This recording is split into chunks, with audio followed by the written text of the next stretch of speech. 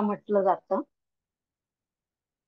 तर समदर्शन सर्गातला आपण ज्ञानी पुरुषाची लक्षणं काय असतात ती आपण बघितली. आता पुढचा जो टॉपिक आहे त्यामध्ये श्री वसिष्ठ श्रीरामांना उपदेश करतात की हे रघुनंदना, सगळ्या जगामध्ये विविध पदार्थांची जी सत्ता आहे, सगळ्या जगामध्ये जी विविध पदार्थांची जी सत्ता आहे, तर ती सत्ता म्हणजे सगळा संविदेचा भ्रम आहे. आणि हा सिद्धांत तू स्वतःच्या मननानं त्याच्यावर विचार करून त्याच्यावर मनन करून हा जो विचार आहे तो तू स्वतःच्या चित्तामध्ये दृढ कर, की ही जी सगळ्या पदार्थांची जी सत्ता जगामध्ये आहे, हा सगळा संविदेचा भ्रम आहे. हे काही सत्य नाहीये. जसं ब्रह्म सत्यम जगन मिथ्या, तर जगामध्ये हे सगळे जे पदार्थ आहेत, ज्या सगळ्या वस्तू आहेत, जे सगळे जीव आहेत, तर हे सगळा संविदेचा भ्रम आहे. यातलं काहीही सत्य नाहीये. तर फक्त एकच जे परब्रह्म आहे, निर्गुण निराकार जे ब्रह्म आहे, तेच फक्त सत्य आहे. बाकी सगळा संविदेचा भ्रम आहे. आणि हा सिद्धांत तू स्वतःच्या चित्तामध्ये मननानं दृढ कर, असं श्री वसिष्ठ श्रीरामांना सांगतात.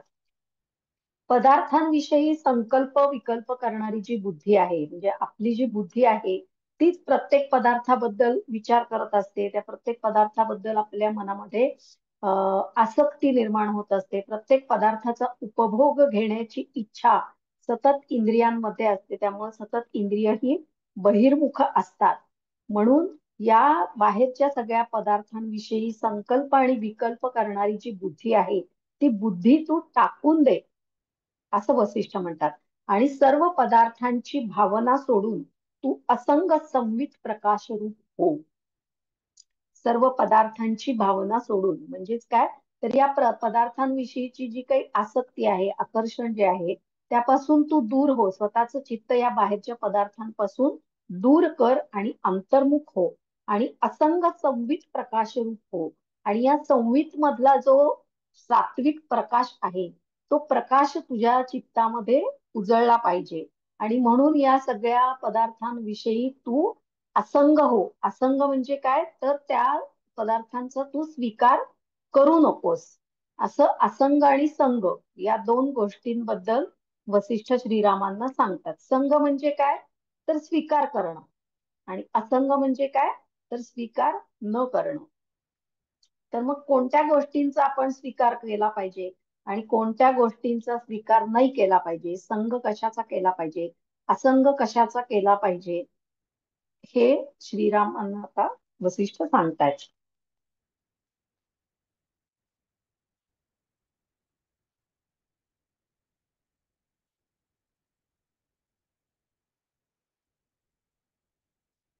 तर इथं कशा कशाचा संग करायचंय आणि असंग कशाचा करायचंय ते वसिष्ठांनी आपल्याला सांगितलेलं आहे. तर असंग किंवा निसंग झालेला जो ज्ञानी आहे, की जो बाह्य जगातल्या कुठल्याही पदार्थाशी संग करत नाही, असा असंग किंवा निसंग झालेला जो ज्ञानी पुरुष असतो, तो केवळ शरीर, मन, बुद्धी आणि इंद्रिय यांनी कर्म करत असला किंवा करीत नसला तरीही तो त्या कर्मांनी लिप्त होत नाही.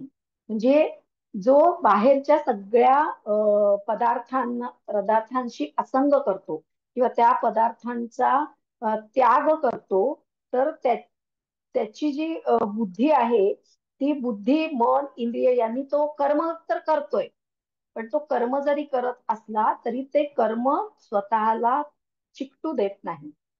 त्या कर्मानी तो लिप्त होत नाही. किंवा समजा मन बुद्धी इंद्रियांनी तो काही कर्म करत नसला तरी सुद्धा तो कर्मानी लिप्त होत नाही.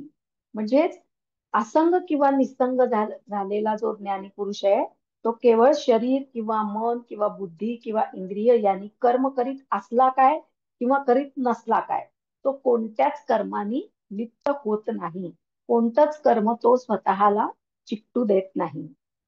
आणि मनोराज्यातील वैभव मिळाले किंवा नष्ट झाले. मनोराज्यातील वैभव म्हणजे काय, तर आपल्या मनामध्ये सतत एक विचार येत असतात. आपण वेगवेगळी स्वप्न बघत असतो. मी असं करीन, मी तसं करीन, मला हे पाहिजे, मला ते पाहिजे, मला हे मिळवायचंय, मला ते मिळवायचंय. तर असे जे काही मनोराज्य आपली चालू असतात, मनोराज्यामध्ये जे काही संकल्प, विकल्प, स्वप्न, आशा, आकांक्षा, इच्छा ज्या काही मनामध्ये निर्माण होत असतात, ते सगळं मिळालं काय किंवा नाही मिळालं काय किंवा ते नष्ट झालं काय, तरी पण मनोराज्य करणारा जसा सुखी किंवा दुःखी होत नाही, तसा आसक्ती रहित मनानं कर्म करणारा असंग पुरुष हा सुखदुःखाने लिप्त होत नाही.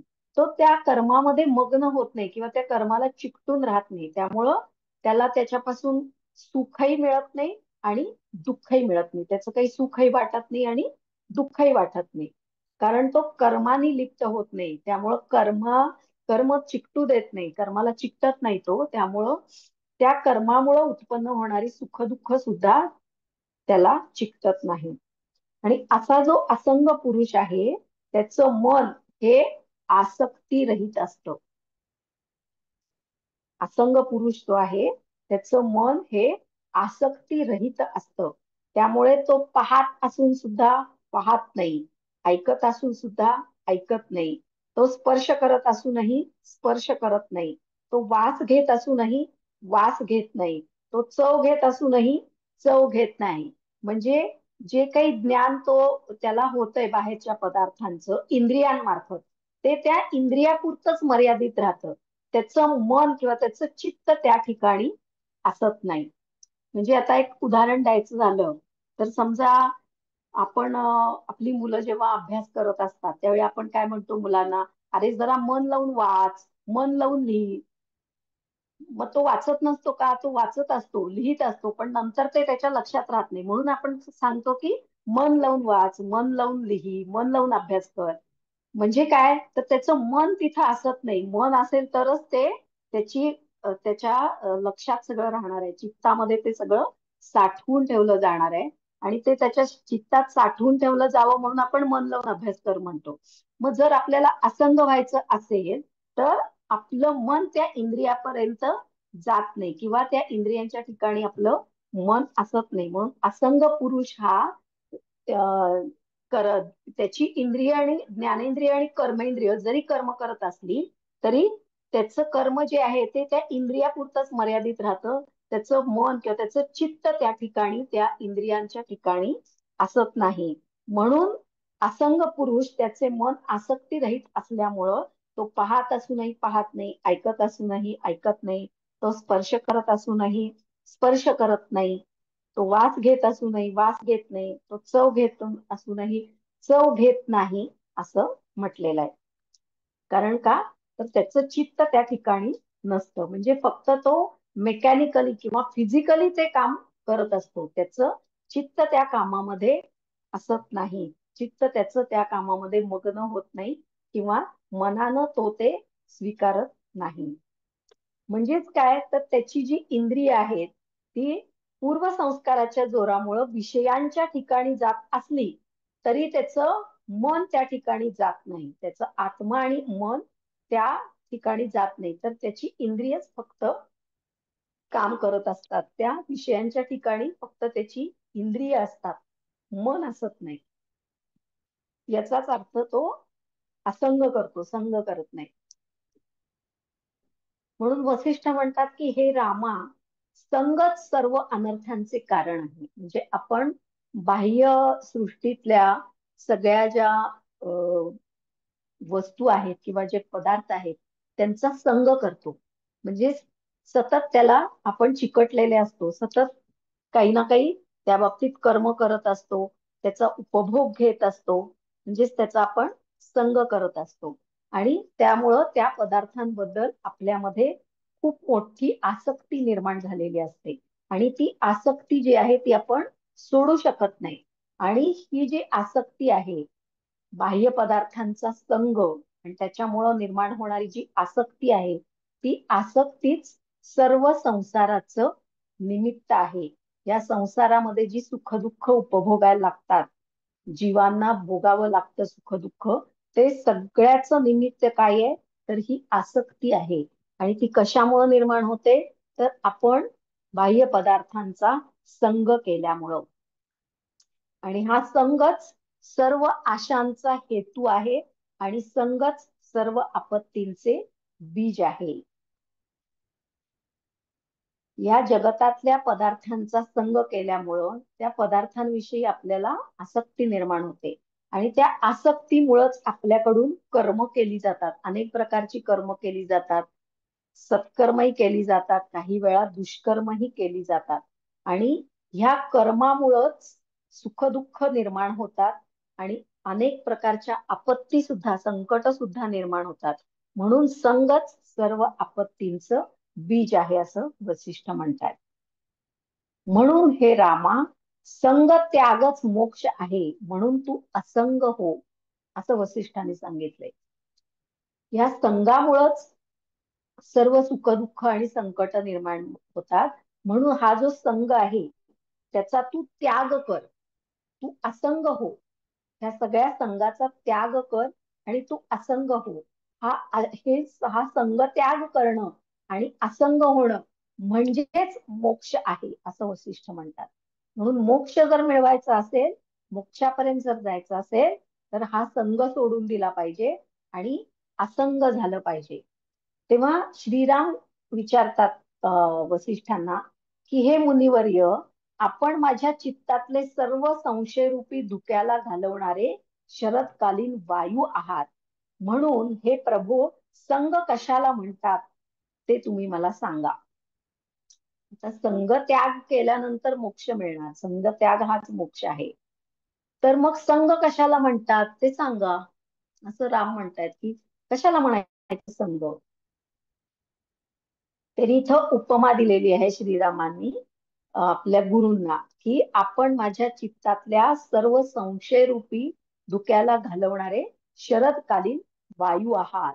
म्हणजे शरद ऋतूमध्ये जो काही वारा वाहतो त्या वाऱ्यामुळं काय होतं, आकाश निरभ्र होतं. कोणत्याही प्रकारचे ढग आकाशामध्ये आपल्याला दिसत नाहीत. म्हणून शरदातलं चांदण्याचा प्रकाश जो असतो तो खूप स्वच्छ असतो आणि म्हणून शरद ऋतूतच कोजागिरी पौर्णिमा सुद्धा येत असते.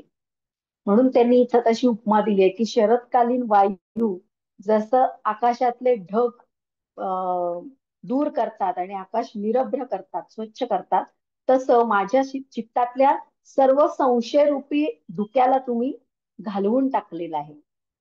म्हणून त्यांनी शरदकालीन वायूची उपमा गुरूंना दिलेली आहे. तर मग आता वसिष्ठ त्यांना सांगतात की संग कशाला म्हणायचं. तर इष्ट पदार्थांचा लाभ आणि अनिष्ट पदार्थांचा वियोग झाला की हर्ष हा विकार उत्पन्न होतो. इष्ट पदार्थांचा लाभ म्हणजे आपल्याला जे हवंय ते आपल्याला मिळणं. आपल्याला जे हवंय ते आपल्याला मिळालं की आपल्याला आनंद होतो, हर्ष होतो.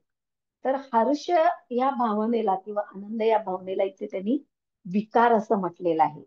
तो विकार काय आहे, तर त्या विकारामुळेच पुढचे सगळे सुख दुःख ही माणसाला भोगावी लागतात. म्हणून त्याला विकार असं म्हटलेलं आहे. की इष्ट पदार्थांचा लाभ म्हणजे आपल्याला हव्या असणाऱ्या गोष्टी आपल्याला मिळणं आणि अनिष्ट पदार्थांचा वियोग म्हणजे ज्या गोष्टी आपल्याला नको वाटतायत, ज्या गोष्टी आपल्याला नको आहेत त्या पदार्थांचा वियोग झाला की हर्ष हा विकार उत्पन्न होतो. या उलट इष्ट पदार्थांचा वियोग आणि अनिष्ट पदार्थांचा लाभ झाला की विषाद हा उत्पन्न होतो. इष्ट पदार्थांचा वियोग म्हणजे ज्या गोष्टी आपल्याला पाहिजे आहेत त्या आपल्यापासून दूर जाणं किंवा त्या आपल्याला न मिळणं म्हणजे इष्ट पदार्थांचा वियोग. आणि अनिष्ट पदार्थांचा लाभ म्हणजे ज्या गोष्टी आपल्याला नको आहेत, जे विचार आपल्याला नको आहेत, जी माणसं आपल्याला नको आहेत, ज्या वस्तू आपल्याला नको आहेत, ज्या घटना आपल्याला घडूच नयेत असं वाटतंय, तर ते नेमकं तेच आपल्या वाट्याला येणं म्हणजे अनिष्ट पदार्थांचा लाभ. तर असं जर झालं तर काय होतं, विषाद हा विकार उत्पन्न होतो. विषाद म्हणजे थोडक्यात सांगायचं तर एक प्रकारची निराशा किंवा आपण म्हणतो ना की किती डिप्रेशन मध्ये जाणं.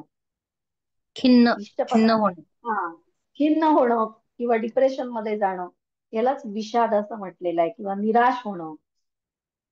तर हे इष्ट पदार्थांचा वियोग आणि अनिष्ट पदार्थांचा लाभ झाला की विषाद हा विकार उत्पन्न होतो. आणि हे हर्ष आणि विषाद म्हणजे खूप आनंद होणं आणि दुःख होणं तर हर्ष आणि विषाद उत्पन्न करणारी जी मलिन वासना आहे तिलाच संग असं म्हटलेलं आहे. म्हणजे आनंद देणाऱ्या गोष्टी आणि दुःख देणाऱ्या गोष्टी हे कशामुळे निर्माण होतं, तर आपल्या चित्तातल्या वासनेमुळे निर्माण होतं. आणि ही जी मलिन वासना आहे तिलाच संग असं म्हटलेलं आहे. म्हणून जीवनमुक्त पुरुषांची पुनर्जन्म न देणारी जी विषादरहित वासना असते तिला असंग असं म्हटलेलं आहे. म्हणजे हर्ष आणि विषाद उत्पन्न करणारी जी मलिन वासना आहे तिला संग म्हणतात. आणि पुनर्जन्म न देणारी जी विषादरहित वासना असते की ज्या वासनेमुळे कोणत्याही प्रकारचं नैराश्य किंवा कोणत्याही प्रकारचं दुःख निर्माण होत नाही, त्या वासनेला असंग असं वसिष्ठांनी म्हटलेलं आहे. तर ही असंग करणारी जी विषादरहित शुद्ध वासना असते ती देह असेपर्यंत म्हणजेच प्रारब्ध शेष क्षीण होईपर्यंत असते. प्रारब्ध शेष, प्रारब्ध म्हणजे काय? कर्मांचे तीन प्रकार कर्मांची सांगितले. हा, तीन प्रकार सांगितलेले आहेत कर्मांचे. कोणते आहेत तीन प्रकार? संचित कर्म, कसं? प्रारब्ध कर्म हा, आणि आणि तिसरं कोणतं? तिसरं कर्म कोणतं? तीन प्रकारची कर्म आहे. पहिलं म्हणजे वर्तमान कर्म. वर्तमान कर्म, संचित कर्म आणि प्रारब्ध कर्म. वर्तमान कर्म म्हणजे काय, तर आता म्हणजे वर्तमान काळात जे काही आपण कर्म करतोय त्याची आपल्याला लगेचच फळं मिळतात. ते झालं वर्तमान कर्म. संचित कर्म म्हणजे पूर्वी केलेली कर्माची फळं मिळणं. पूर्वी पण याच जन्मात केलेली, याच जन्मामध्ये पूर्वी केलेल्या कर्मांची भविष्यात फळं मिळणं म्हणजे ते झालं संचित कर्म. आणि प्रारब्ध कर्म म्हणजे आधीच्या आधी आपले कित्येक जन्म झालेले आहेत तर ते आधीच्या जन्मांमध्ये केलेली कर्म, पण त्याचं फळ अजून आपल्या वाट्याला आलेलं नाहीये, उपभोगायला आलेलं नाहीये. अशी जी काही कर्म आहेत साठलेली कर्माशयामध्ये आपल्या, तर त्याला म्हणतात प्रारब्ध शेष कर्म. म्हणजे आपल्या प्रारब्धामध्ये म्हणजे पूर्वजन्मीच्या कर्माशयामध्ये जे काही कर्म शिल्लक आहेत ज्याची फळं अजून आपण भोगलेली नाहीये, तर असं जे प्रारब्ध कर्म आहे तर ते प्रारब्ध कर्म, प्रारब्ध शेष क्षीण होईपर्यंत म्हणजे संचित कर्म, वर्तमान कर्म जे आहेत त्याची फळं आपण लगेचच भोगतो. संचित कर्म जे आहे ते याच जन्मात पण भूतकाळात केलेली कर्म त्याची फळं आपण भविष्य काळात भोगतो. आणि जी पूर्वजन्मीची जी कर्म आहेत ज्याची फळं अजून भोगलेली नाही आहेत, तर त्या सर्व कर्मांची फळं उपभोगून झाल्यानंतर शुद्ध वासना ही निर्माण होते. म्हणून शुद्ध वासना देह असेपर्यंत म्हणजेच प्रारब्ध शेष क्षीण होईपर्यंत असते. आणि त्या शुद्ध वासनेनं जे कर्म केलं जातं ते पुनर्बंधाला कारणीभूत होत नाही. शुद्ध वासना ज्याच्यामुळं कोणत्याच प्रकारचे हर्ष किंवा विषाद उत्पन्न होत नाही, अशा शुद्ध वासनेनं जे कर्म केलं जातं ते पुनर्बंधाला म्हणजे पुनर्जन्माला कारणीभूत होत नाही. शुद्ध वासना ही कुणामध्ये असते? जीवनमुक्त पुरुषांमध्ये किंवा जीवनमुक्त व्यक्ती जी असते ती, की ज्याला कोणत्याच विषयाची, कोणत्याच पदार्थाची आसक्ती असत नाही. म्हणून त्यांनी जे कर्म केलेलं असतं ते कर्म त्यांना चिकटत नाही. ते फक्त मेकॅनिकली, फिजिकली कर्म करत असतात. त्यांचं मन किंवा त्यांचं चित्त त्या ठिकाणी असत नाही. त्यामुळं ते कर्मानी लिप्त होत नाही. आणि त्यामुळं ते पुनर्जन्माला किंवा पुनर्बंधाला कारणीभूत होत नाही. आता जे जीवनमुक्त नसतात म्हणजे तुम्ही आम्ही, आपण काही जीवनमुक्त नाहीये, आपण एक अगदी सामान्य पापी जीव आहोत. तर जे जीवनमुक्त नसतात त्या मूढ बुद्धिजनांची वासना ही हर्ष विषादयुक्त असते. आपली मूढ बुद्धिजनांची किंवा सामान्य जनांची जी वासना आहे ती हर्ष विषादयुक्त असते. म्हणजे आपल्याला जे पाहिजे ते मिळालं की आपल्याला हर्ष होतो. जे पाहिजे ते नाही मिळालं, नकोय तेच वाट्याला आलं, की मग आपल्याला विषाद निर्माण होतो. आपलं मन हे खिन्न होतं, निराश होतं. आणि अशी जी वासना आहे ती बंधनं उत्पन्न करते. ती कर्माशयामध्ये कर्म साठत राहतात त्याच्यामुळं. आणि त्यामुळं अशा वासनेचा संग या शब्दाने उल्लेख केलेला आहे वसिष्ठांनी. जे जीवनमुक्त नसतात त्या मूढ बुद्धिजनांची वासना ही हर्ष विषादयुक्त असते. आणि अशी हर्ष विषादयुक्त वासना जी आहे ती बंधन उत्पन्न करते, कारण ती कर्मानी लिप्त होत असते. कर्माशयामध्ये ती कर्म किंवा त्याची फळं ही साठत असतात, म्हणून ती बंधन उत्पन्न करते. ती पुनर्जन्माला कारणीभूत ठरते. आणि ही जी वासना आहे यालाच संग असं म्हटलेलं आहे. म्हणून वसिष्ठ म्हणतात की हे रामा, चित्तात विकार निर्माण करणाऱ्या संगाला सोडून दे. ही जी वासना आहे जी चित्तामध्ये हर्ष किंवा विषाद असे विकार निर्माण करते, तर अशा वासनेला म्हणजे संगाला तू सोडून दे. जर स्वस्थ राहिलास, म्हणजे अशा संगाला सोडून देऊन तू जर स्वस्थ राहिलास, तर मग मात्र तू कर्म करत असून सुद्धा तू त्या कर्मानी लिप्त होणार नाहीस. हर्ष किंवा विषाद विकार निर्माण करणाऱ्या संघाला सोडून तू जर स्वस्थ राहिलास तर कर्म करत असून सुद्धा तू त्या कर्मानी लिप्त होणार नाहीस.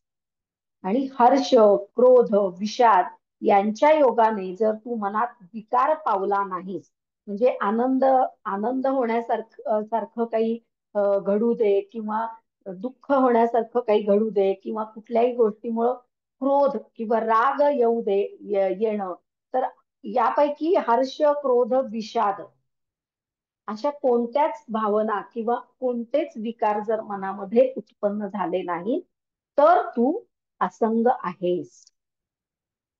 म्हणजे हर्ष, क्रोध, विषाद अशा कुठल्याच प्रकारच्या भावना काहीही घडलं, काहीही आपल्या वाट्याला आलं, तरी सुद्धा अशा कुठल्या भावना मनात निर्माण होता कामा नयेत. असे विकार मनात निर्माण होता कामा नयेत. तरच अशा व्यक्तीला असंग आहे असं म्हटलं जातं. वसिष्ठ म्हणतात रामाना की तू आशेची पराधीनता सोडून दुःखाने म्लान झाला नाहीस आणि सुखाने हृष्ट म्हणजे हर्षित झाला नाहीस, तर तू असंग आहेस. आशेची पराधीनता म्हणजे आपण सगळे लोक कसे आहोत, तर आशेच्या पराधीन आहोत. म्हणजे आपल्याला सतत एक आशा असते. म्हणजे आपण म्हणतो ना, माणूस हा आशेवर जगत असतो. म्हणजे आज एखादी गोष्ट आपल्याला पाहिजे, आज नाही घडली, ठीक आहे, उद्या घडेल, परवा घडेल, अशी आशा सतत आपल्या मनामध्ये जिवंत असते. म्हणजेच आपण या आशेच्या पराधीन आहोत, आशेच्या अधीन झालेलो आहोत. तर ही जी आशेची पराधीनता आहे, ती तू सोडून दे. म्हणजे मग तुझ्या पदरी दुःख पडणार नाही. म्हणजे आपण जे आशा करतो की नाही नाही नाही, आज नाही झालं, ठीक आहे उद्या होईल, पण उद्याही नाही झालं की मग आपण निराश होतो. मग पुन्हा त्या निराशेत नाही आपण पुन्हा विचार करायला लागतो की ठीक आहे, काल नाही झालं, आज नाही झालं, उद्या होईल, परवा होईल. असं सतत आपण आशेच्या अधीन झालेलो आहोत. आणि ते आशा आणि निराशा या खेळामुळे काय होतं, आपण दुःख भोगत असतो. म्हणून रामाला ते म्हणतायत की तू आशेची पराधीनता सोडून दुःखाने म्लान झाला नाहीस, किंवा कोणतंही सुख मिळाल्यानंतर त्या सुखाने आनंदी झाला नाहीस, हर्षित झाला नाहीस, तर तू असंग आहेस, असं श्रीरामांना वसिष्ठ म्हणतायत.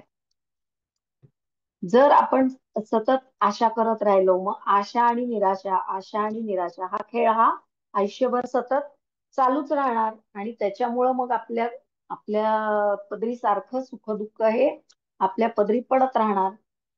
हवं ते घडलं की आपल्याला आनंद होणार, जे नको आहे ते घडलं की आपल्याला दुःख होणार.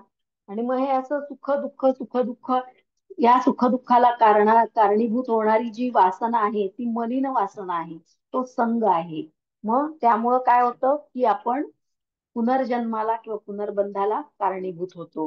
परंतु जर कोणत्याच गोष्टीविषयी आसक्ती ठेवली नाही आणि आशेची पराधीनता जर सोडून दिली, तर मग आपल्याला कोणतंच सुखदुःख हे उपभोगावं लागणार नाही. म्हणजे आपल्याला आनंदही होणार नाही आणि दुःखही होणार नाही. म्हणजेच आपण असंग झालो असं म्हणता येईल.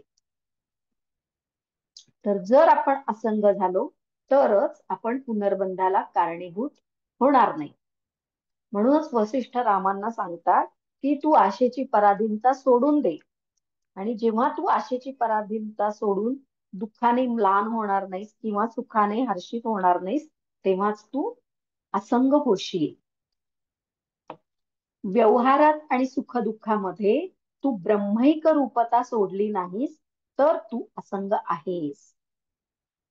व्यवहारामध्ये आणि सुखदुःखामध्ये म्हणजे कोणतेही आपण व्यवहार करत असताना किंवा कोणतंही सुख आपल्या वाट्याला आलं किंवा कोणतंही सुख दुःख आपल्या वाट्याला आलं, तरी पण आपण ब्रह्मैक रूपता म्हणजे त्या ब्रह्माशी, निर्गुण निराकार ब्रह्माशी एकरूप झालं पाहिजे.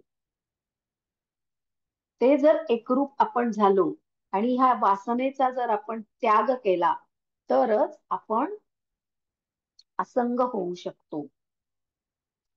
जर तुला चित्ताचा स्वभाव चांगला कळला आणि प्रत्येक ज्ञानामध्ये सम आत्म्याला जाणलेस आणि जसा प्रसंग येईल तसे अनुवर्तन केलेस तर तू असंग आहेस.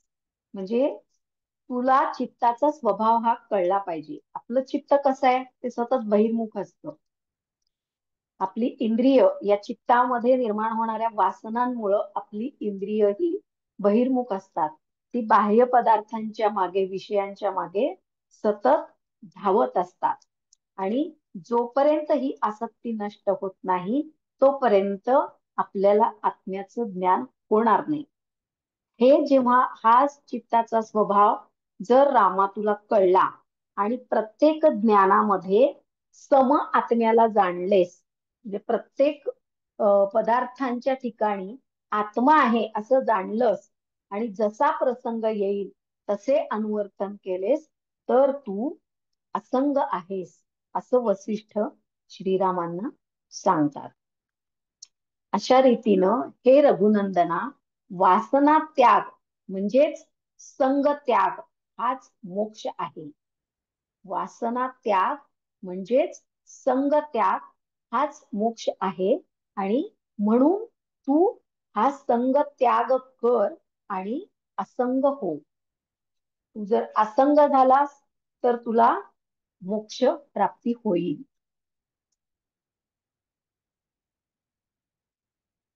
असा उपदेश या ठिकाणी वसिष्ठांनी केलेला आहे. तर या ठिकाणी पेपरामध्ये तुम्हाला परीक्षेमध्ये प्रश्न येतो, संग म्हणजे काय आणि असंग म्हणजे काय. तर अशा वेळी तुम्ही सरळ ही आकृती काढू शकता. संग म्हणजे काय, हे संगामुळं काय होतं, संग हे आपत्तींचं बीज आहे.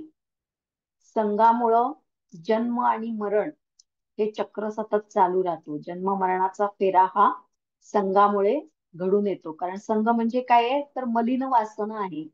आणि या मलिन वासनेमुळेच आपल्याला सुख दुःख आपल्या वाट्याला येत असतात. म्हणून संग हे आपत्तींचं बीज आहे. जन्म मरणाच्या फेऱ्याला संग हा कारणीभूत आहे. संग हाच विषयासक्तीला कारणीभूत ठरतो. संगामुळेच मूढ स्थिती उत्पन्न होते. मूढ स्थिती म्हणजे आपल्याला चांगलं काय, वाईट काय, सत्य काय, असत्य काय, ज्ञान काय, अज्ञान काय हे आपल्याला कळत नाही. त्यालाच मूढ स्थिती असं म्हटलं जाते. संग म्हणजे काय आहे, तर मलिन वासना आहे. संगामुळेच हर्ष आणि विषादाची उत्पत्ती होते आणि त्यामुळेच संग हा अनर्थाला कारणीभूत ठरतो. तर असं तुम्ही आकृती काढून त्याद्वारे एक्सप्लेन करू शकता. त्याच्यानंतर असंग. असंग काय आहे, असंग हा आसक्ती रहित आहे. असंगामध्ये संग त्याग केल्यामुळं आसक्तीरहित म्हणजे कोणत्याही विषयाबद्दल आसक्ती असत नाही. तो हर्ष विषाद मुक्त आहे. आसक्ती नसल्यामुळं हर्षही उत्पन्न होत नाही आणि चित्तामध्ये विषाद सुद्धा उत्पन्न होत नाही. म्हणून असंग हा हर्ष विषाद मुक्त आहे. नंतर असंगामुळं काय होतं की कोणतंही कर्म लिप्त होत नाही, म्हणून बंधन निर्माण होत नाहीत आणि म्हणून असंगामुळं पुनर्जन्म सुद्धा होत नाही. नंतर असंगामध्ये काय होतं की सुखदुःखामध्ये ब्रह्मिक रूपता असते. म्हणजे सुख वाट्याला आलं काय किंवा दुःख वाट्याला आलं काय, तर आत्मा हा म्हणजे आपलं चित्त हे ब्रह्माशी एकरूप झालेलं असतं. म्हणजेच थोडक्यात आत्म्याच्या ठिकाणी लीन झालेलं असतं. आणखी काय होतं असंगामुळं? असंगामुळं आशेचा त्याग होतो. म्हणजे माणूस जे काही आशेच्या पराधीन झालेला असतो, तर असंगामुळं काय होतं? आशेचा त्याग होतो.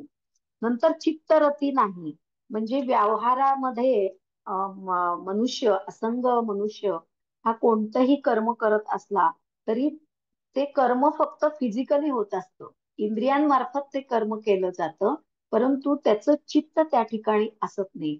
त्यामुळे ते कर्माच्या ठिकाणी चित्तरती नसते, त्यामुळे तो कर्माने लिप्त होत नाही. त्या कर्माची कोणतीच फळं त्याला भोगावी लागत नाही. नंतर मूढ बुद्धीचा त्याग. असंगामुळं काय होतं? मूढ बुद्धीचा त्याग होतो. मूढ स्थिती उत्पन्न होत नाही. त्यामुळं सत्य काय असत्य काय हे त्याला कळतं आणि स्वतःच्या आत्म्याचं सुद्धा त्याला, ब्रह्माचं किंवा स्वतःच्या आत्म्याचं ज्ञान त्या असंग व्यक्तीला होतं. तर हे झालं संग आणि असंग. तर सर्ग 93 मध्ये हे दोनच टॉपिक आहेत. ज्ञानी पुरुषाची लक्षणं आणि संग असंग. तर इथे आपला योग वसिष्ठाचा सगळा सिलेबस संपलेला आहे.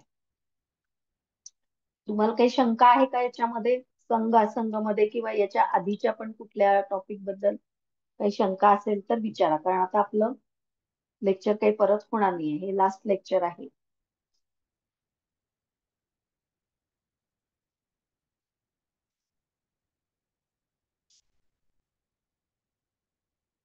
शंका आहे का कोणाला? संघ म्हणजे काय, संघ म्हणजे काय कळलंय का सगळ्यांना? असाइनमेंट मधल्या कुठल्या प्रश्नाबद्दल काही शंका आहे का? मॅडम आपलं झालंय ना आता सगळं? हो हो, योग वसिष्ठचा सिलेबस संपला. योग वसिष्ठ तुम्हाला किती, फक्त 20 मार्काला असते ना? हो हो, म्हणजे आता हा 80 आहे, 80चा पेपर आहे. तर 80 मध्ये सध्याला योग वशिष्ठ आहे, योगसूत्र आहे आणि हठयोग प्रदीपिका आहे. 3 भाग आहेत. हा बरोबर. मग ते 40 मार्काला, मला वाटते 40 मार्काला हा. योगसूत्र असेल, बरोबर?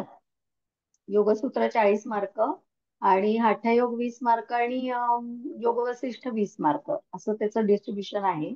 योग वसिष्ठामध्ये एक मोठा प्रश्न येणार तुम्हाला आणि 2 छोटे प्रश्न किंवा टिपा लिहा मध्ये येईल 2. मॅडम रेकॉर्डिंग ऑफ करता का, म्हणजे डिस्कशन करता येईल?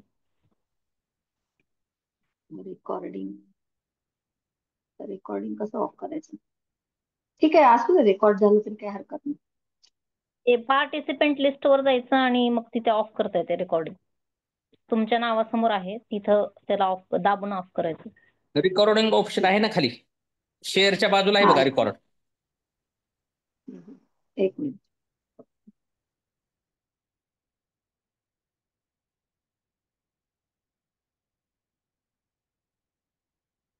पार्टिसिपंट्स मध्ये जाते.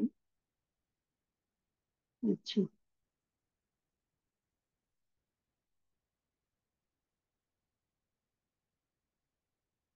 नाही होते रेकॉर्डिंग ऑफ.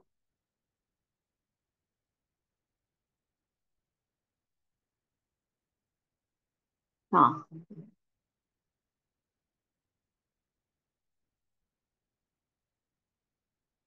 ठीक आहे, विचारा. काय काय प्रश्नांची उत्तर पाहिजे तुम्हाला?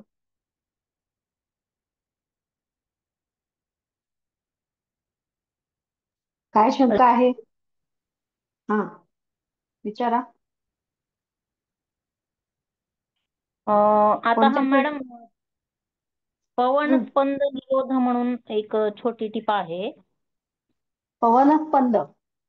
हा, मग ते म्हणजे आपण प्राणस्पंद निरोधच लिहायचं ना? हा, बरोबर बरोबर. पवनस्पंद म्हणजेच प्राणस्पंद. प्राणस्पंद आणि पवनस्पंद एकच आहे. प्राणालाच त्यांनी पवन म्हटलेलं आहे. पवनस्पंदावर प्रश्न आला की प्राणस्पंदाचं बद्दलच लिहायचंय. काय प्रश्न आहे तो? पवनस्पंद ते निरोध. टिपा द्या आहे पवनस्पंद निरोध. मग पवनस्पंद म्हणजेच प्राणस्पंद. मग पवनस्पंद म्हणजेच प्राणस्पंद. तर प्राणस्पंद निरोध कशासाठी करायचा? प्राणस्पंद म्हणजे काय? चित्ताची बीजे आहेत ना, वासना आणि प्राणस्पंद, बरोबर? हो. तर ते आधी लिहायचं. प्राणस्पंद आणि वासना ही चित्ताची बीजे आहेत. तर चित्तावर विजय मिळवण्यासाठी किंवा चित्त जयासाठी प्राणस्पंद निरोध हा करायचा आहे, करायला वसिष्ठांनी सांगितलेला आहे. तर मग प्राणस्पंद निरोध हा करण्याची जी काही त्यांनी जे काही उपाय सांगितलेत वसिष्ठांनी ते लिहायचे. प्राणस्पंद निरोधाचे कोणते उपाय सांगितलेत? तर प्राणायाम करायला सांगितलेला आहे. दुसरा म्हणजे अजपाजप आणि तिसरं ध्यान. प्राणस्पंद निरोध हा चित्त जयासाठी सांगितलेला आहे आणि प्राणस्पंद निरोधाचे 3 उपाय वसिष्ठांनी सांगितलेले आहेत. त्यातलं पहिलं आहे प्राणायाम, दुसरं अजपाजप आणि तिसरं ध्यान. या तिन्ही बद्दल थोडक्यात लिहायचं. झालं तुमचं उत्तर तयार. ठीक आहे. अजून कोणता प्रश्न आहे? ज्ञानाचे महत्व टिपा द्या. हा, टिपा द्या. ज्ञानाचे महत्व. आता ते ज्ञानी पुरुषाची जी लक्षणं आपण दिलेली आहेत, ज्ञानी पुरुषाची लक्षणं, समदर्शन सर्ग आत्ताचा मागच्या लेक्चरलाच मी तुम्हाला सांगितलंय. तर ते ज्ञानी पुरुषाची लक्षणं जी सांगितले, तर ते ज्ञान हे कशासाठी आहे? तर जर ज्ञान झालं तर मग तो जो ज्ञानी पुरुष असतो त्याची लक्षणं सगळी लिहायची. ज्ञानी पुरुषाची लक्षणं: आत्मतत्वाला जाणणारा, शुद्ध गुणांचा आश्रयी, वैराग्याचा महामेरू, त्यानंतर स्थिरमती पुरुष, ज्ञेय ब्रह्मानंद प्रचूर, विषयासक्ती रहित. हे सगळं लिहायचंय. ठीक आहे. नुसतं ज्ञान आलंय का ज्ञानी आलंय? ज्ञानाचे महत्व, इम्पॉर्टन्स ऑफ नॉलेज. हा, मग ते हेच लिहायचंय सगळं. आता हे ज्ञानाचं महत्व असं आहे, तर एका दुसऱ्या पेपरमध्ये असं आहे की ज्ञानवान म्हणजे ज्ञानी पुरुष कसा असेल तो ज्ञानवान. हा, ज्ञानवान म्हणजे ज्ञानी पुरुष ना. हा. ज्ञानवान म्हणजे ज्ञानी पुरुषाची लक्षणच लिहायची तिथं पण. हो फिरवून फिरवून प्रश्न विचारले जातात, उत्तर सेमच असतं. हो. कळलं का? आता ज्ञानवान काय किंवा ज्ञानी पुरुष काय, दोन्हीचा अर्थ एकच आहे ना. ठीक आहे. हो, एक मिनिट. अजून कोणती शंका आहे? आता हे थोडे मोठेवाले प्रश्न आहेत मॅडम. आता ही आपण सहसा बघतो की संगीत नावाची टिपा येते सहसा. पण आता इथं काय शुद्धा संवित, शुद्धा संवित असं विचारलंय का पेपरमध्ये? शुद्ध संवित. हा, शुद्ध संवित. हा, मग ते त्याच्यामध्ये सगळं डिटेल लिहायचं ना. त्याच्यामध्ये सगळं डिटेल लिहायचं. शरीराचं बीज चित्त, चित्ताची 2 बीजे आहेत, प्राणस्पंद आणि वासना. प्राणस्पंदापासून संवित निर्माण होतं. ते सगळं मग संवितेचं लिहायचं पुढे. अच्छा, म्हणजे अशुद्ध संवित, शुद्ध संवित असं काही बायफर्केशन नाही टाकायची गरज आहे? नाही नाही नाही नाही, संवित हे शुद्धच असतं. वासना शुद्ध अशुद्ध असते. संवित शुद्ध अशुद्ध नाहीये. संवित हे शुद्धच असते. संवित म्हणजे काय? चेतना, संवेदना. हो. चैतन्य हे शुद्धच आहे. कळलं का? तर त्याच्यामध्ये फक्त डिटेल मध्ये लिहायचं ते. मग ती बीज परंपरा लिहायची आधी आणि मग पुढे मग संवित कसं निर्माण होतं, म्हणजे आपण चेंडू फेकल्यानंतर कसं तो पुढे जातो त्याप्रमाणे नाड्यांमधून प्राण वाहत असताना संवित निर्माण होतं, संवित चंचल होतं, हे सगळं लिहायचंय.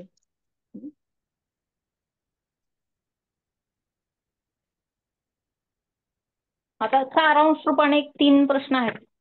म्हणजे जे की हे पूर्ण सारांश रूपाने आहेत. त्याच्यामध्ये एक म्हणजे वशिष्ठ उपदेश आणि दुसरा म्हणजे की उपशम प्रकरणाचा सारांश आणि निर्माण सॉरी हे काय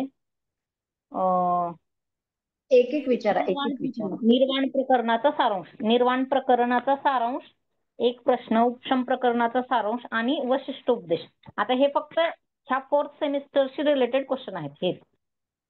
हा, आता निर्वाण प्रकरणाचा सारांश म्हणल्यानंतर निर्वाण प्रकरणामध्ये 2 टॉपिक आहेत, 2च आहेत. एक म्हणजे सप्तयोग भूमिका.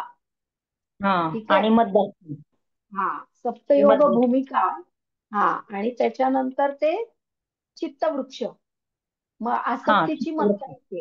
हा, आसक्तीची मत्ता असते. तर हे 2च टॉपिक आहेत. तर ते दोन्ही थोडक्यात लिहायचं. आधी सप्तयोग भूमिका लिहायच्या, त्या 7 भूमिका, आणि त्याच्याबद्दल थोडक्यात 3-3, 4-4 वाक्यामध्ये त्याच्या प्रत्येक भूमिकेबद्दल लिहायचं. आणि त्याच्यानंतर म्हणजे हे आसक्तीची मत्ता 3. बरोबर. 2च टॉपिक आहेत, हे दोन्ही थोडक्यात लिहायचं. म्हणजे मग निर्वाण प्रकरणाचा सारांश झाला. आणि उपशम प्रकरणाचा सारांश लिहायचा असेल तर 91, 92, 93 मधला थोडा थोडा घेऊन म्हणजे सारांश म्हणून लिहायचा. हा, आता उपशम प्रकरणातले 3 सर्ग आहेत तुम्हाला, आणि ते 3ही मोठे मोठे आहेत. त्यामुळे पूर्ण उपशम प्रकरणाचा सारांश लिहिणं अवघड आहे. शक्यतो तो प्रश्न न लिहिता त्याला ऑर जो असेल तो लिहा. आणि जर हे लिहायचं असेल तर मग अगदी थोडक्यात थोडक्यात सगळं लिहावं लागेल. मग पहिल्यांदा ते संस्कृती बीजाची म्हणजे बीज परंपरेबद्दल आधी लिहायला लागेल.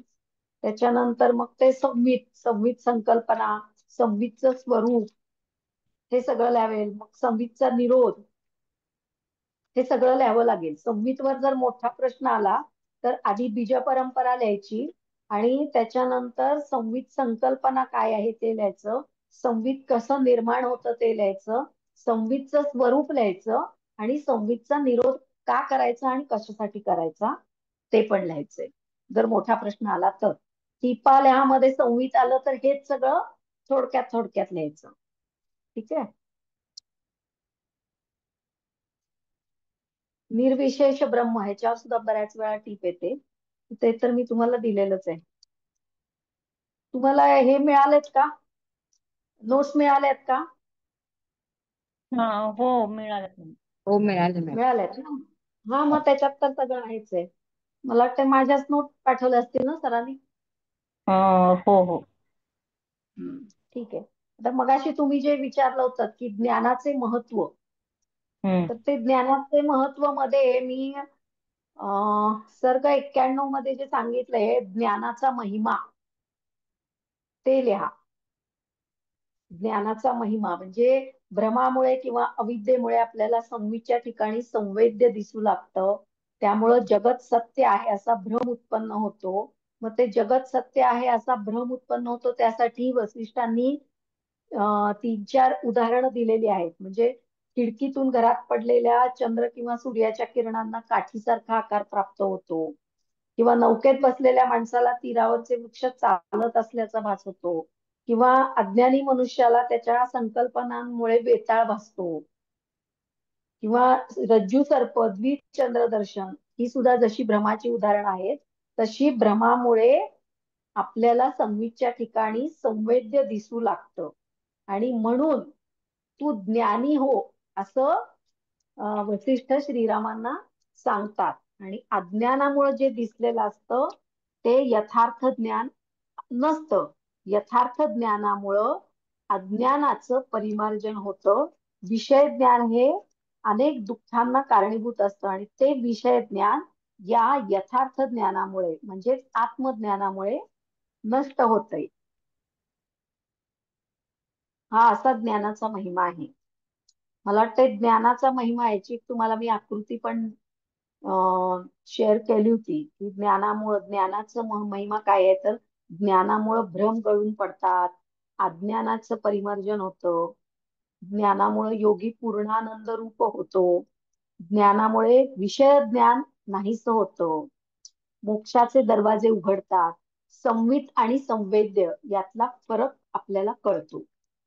हे ज्ञानाचं महत्व आहे. त्यामुळे ज्ञानाचं महत्व किंवा ज्ञानाचा महिमा असं जर टिपाल्यामध्ये आलं तर हे सगळं लिहायचंय. त्याची लक्षणे तुम्ही एक फिगर शेअर केलेली होती. त्याच्यामध्ये लक्षणं कशाची? म्हणजे ज्ञानी पुरुषांची लक्षणे ह्याची एक तुम्ही म्हणजे हा मग ती ते share ज्ञानवान हे जे टिपालेहामध्ये आहे ना, ज्ञानवान किंवा ज्ञानी पुरुष आलं तर तिथं ज्ञानी पुरुषाची लक्षणं लिहा. आणि ज्ञानाचं महत्व किंवा ज्ञानाचा महिमा याच्यावर टीप आली तर हे लिहा. मी आता सांगितलं ते. ज्ञानाचा महिमा मी नोट्स मध्ये लिहिलेला आहे. ते वाचलं मी की ते तुमच्या लक्षात येईल. इथे ते नसेल तर मग तेवढं मागवून घेतो. हा असेल असेल ना, आहे सगळं. वर्ग 91 मध्येच आहे ज्ञानाचा महिमा. सत्तेची रूप वगैरे आहे ना त्याच्या आधी आहे मॅडम, आहे. आहे ना. हा ज्ञानाचा महिमा. आहे. ज्ञानाचा महिमा आणि ज्ञानाचे महत्व दोन्ही एकच आहे ना. बरोबर. आणखी कुठला प्रश्न अडलाय? नाही काही मॅडम. मॅडम, नाही ना. हा विचारा. मदमत्ताकरणी आणि हे मतहत्तीनी एकच ना? हो हो. मत्ता हत्तीन आणि दुसरं काय म्हणला? मदमत्ताकरणी. मदमत्ता करणी. हा टिपाद्यामध्ये दोन्ही एकच. हा हो, दोन्ही एकच. हा एकच ना? मदमत्ता करणी म्हणजेच मत्ता हत्तीन. हम्म. दोन्ही एकच. आता मी शिकवलं याच्या बाहेरचं काही येत नाही, तेच येतं, फक्त त्याला समानार्थी काही वेळा वेगळे शब्द वापरलेले असतात. ते थोडं विचार करून आपल्याला लक्षात आलं पाहिजे की हे नेमकं कशाबद्दल विचारले ते. ठीक आहे.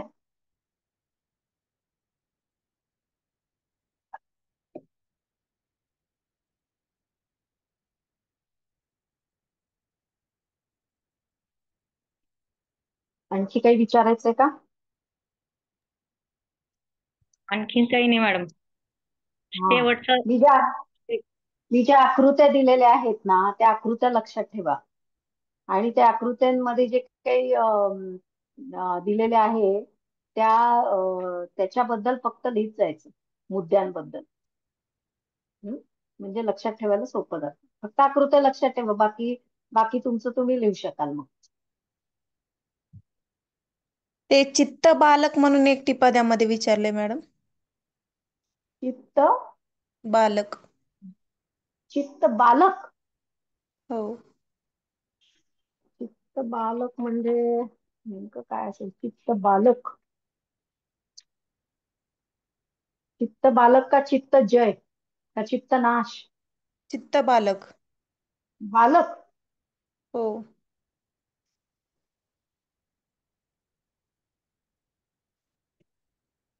बालक म्हणल्यानंतर काय काय त्यांना अपेक्षित आहे? दुसरे काय आहेत त्याला ऑप्शन? टिपाद्यामध्ये आहे मॅडम, ऑप्शन नाही. संघ आहे, हा वासनाक्षय आणि ज्ञानी या 4 टिपाद्या आहेत. त्यापैकी एक चित्त बालक आहे. चित्त बालक. मी जरा बघून सांगते तुम्हाला. कारण चित्त बालकचा अर्थ काय होईल? चित्त बालकला सिमिलर संकल्पना अशी कुठली सांगितलेलीच नाहीये याच्यामध्ये. प्रिंटिंग मिस्टेक आहे, ते पण बघावं लागेल. इंग्लिश मध्ये काय लिहिलंय? चित्त इंग्लिश बालकच मध्ये आहे. पण तेच आहे. तेच. नाही नाही नाही. प्रश्न इंग्लिश मध्ये पण विचारलेले असतात ना टिपाद्या प्रश्नपत्रिकेत. Write short note for any two. चित्त बालकला इंग्लिशमध्ये चित्त बालकच लिहिलेला आहे. तर बालकच लिहिलंय. बर. पण चित्त बालक नावाची काही कुठली संकल्पना नाहीये योग वसिष्ठामध्ये. मागच्या सत्रात पण नव्हती. चित्त बालक.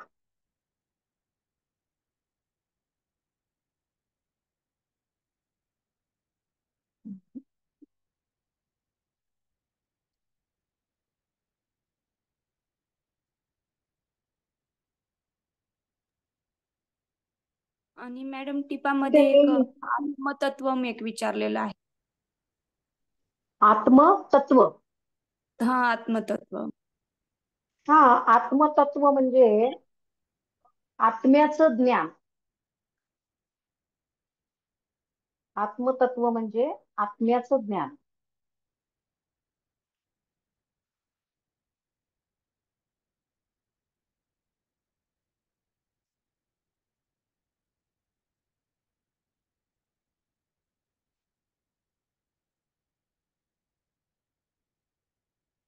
निर्विशेष ब्रह्म जे लिहिलेलं आहे आपण, तर ते निर्विशेष ब्रह्म जे आहे तेच आत्मतत्व आहे. कळलं? ओके. हा, आत्मतत्व आलं ना की त्यामध्ये निर्विशेष ब्रह्माबद्दल लिहायचं. ठीक आहे मॅडम, धन्यवाद.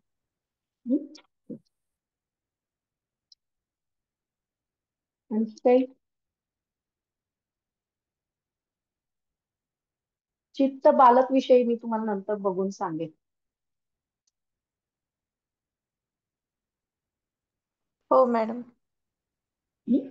कारण हो. चित्त बालक नावाची कुठलीच संकल्पना आपल्या याच्यात आतापर्यंत आलेली नाहीये. ठीक आहे.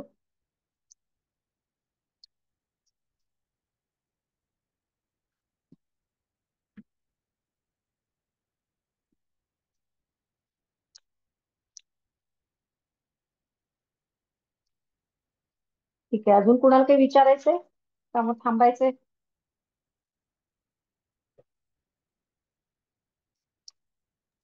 थांबूया मॅडम. हा, ठीक आहे.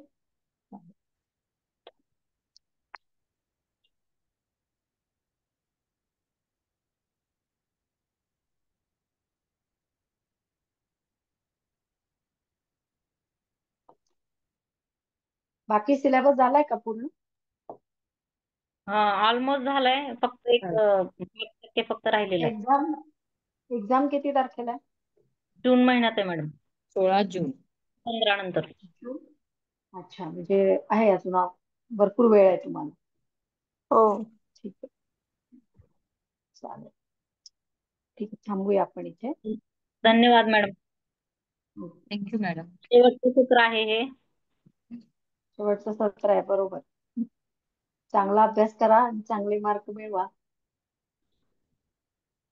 ठीक आहे.